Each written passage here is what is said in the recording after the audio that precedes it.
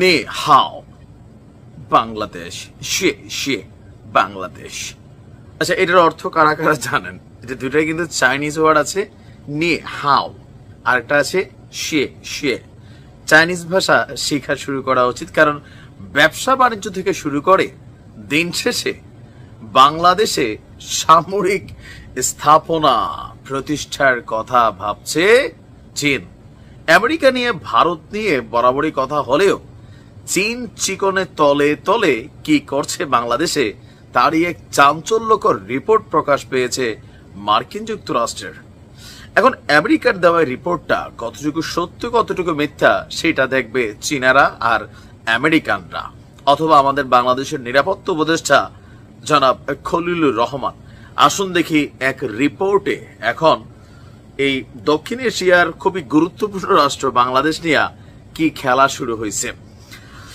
চীন হয়তো বাংলাদেশ, পাকিস্তান এবং মিয়ানমার সহ বিশ্বের বেশ কয়েকটি দেশে সামরিক স্থাপনা প্রতিষ্ঠা করতে যাচ্ছে, আর এটা নিয়ে তাদের প্ল্যান আউট চলছে।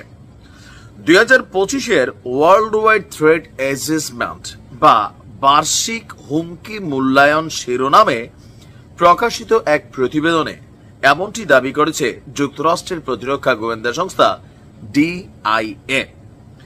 তবে এসব দেশে চীন মানে বাংলাদেশ সহ পাকিস্তান এবং মিয়ানমার মানে এই দেশগুলোতে ঠিক কি ধরনের সামরিক উপস্থিতি প্রতিষ্ঠা করতে চাইছে আপনার তা নিয়ে এই প্রতিবেদনে স্পষ্ট কোনো তথ্য নেই। যেখানে কি সামরিক বেস বানাবে, নেভাল বেস বানাবে, পারমাণবিক কোনো বেস বানাবে, নাকি সেনা মানে আপনার ডিপ্লয়েড করবে, মোতায়েন করবে, এমন কিছু স্পষ্ট না। এমনকি চীনের পক্ষ থেকে যুক্তরাষ্ট্রের এই প্রতিবেদন প্রকাশের পর আমি যখন নিউজটি করছি প্রতিক্রিয়া ওইভাবে আসে নাই। তবে বিশ্বের বিভিন্ন দেশে নানা ধরনের হুমকি নিয়ে প্রতি বছর একটা প্রতিবেদন প্রকাশ করে মার্কিন এই সংস্থা ডিআইএ। সম্প্রতি 2025 সালের 11 মে পর্যন্ত পাওয়া তথ্য নিয়ে প্রতিবেদন প্রকাশ করেছে এই সংস্থাটি।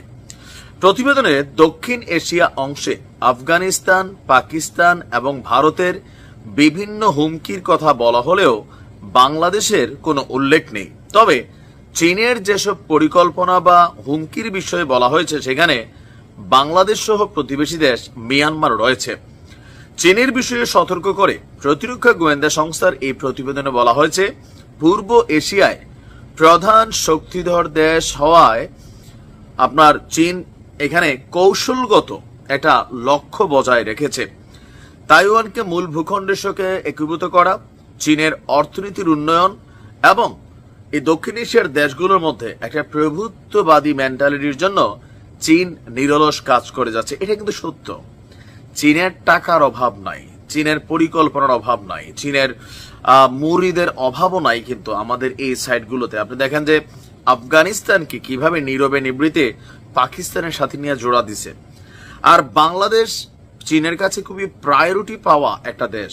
শেখ হাসিনা থাকতেও চীন বাংলাদেশকে মূল্যায়ন করত।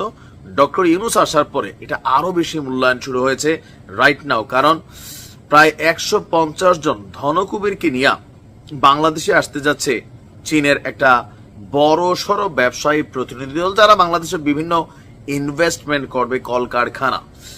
এখন আমেরিকার এই তথ্যটা নিয়ে আসলে ধরেন কনসার্ন করার মতন কতটুকু আছে, থাকতেও পারে।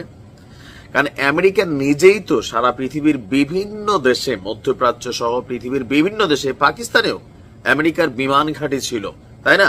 সো তাদের একটা টার্গেট থাকে যে কোন দেশে তারা আধিপত্য বিস্তার করবে। এখন তাদের পরবর্তী স্থানটা সেটা এখন চীন আস্তে আস্তে দখল করে নিচ্ছে।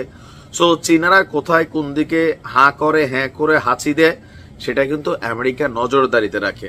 আজকের দিনে বিষয়টা অনেকটা এতটা গুরুত্বপূর্ণ ইস্যু না হলেও সময়ের পরিবর্তনে কোন এক সময় হলেও হতে পারে, গ্যারান্টি নাই। এখন এই ব্যাপারে আমাদের সরকার বা চীন হয়তো পরবর্তী তথ্য দিবে। ভালো থাকুন, আসসালামু আলাইকুম।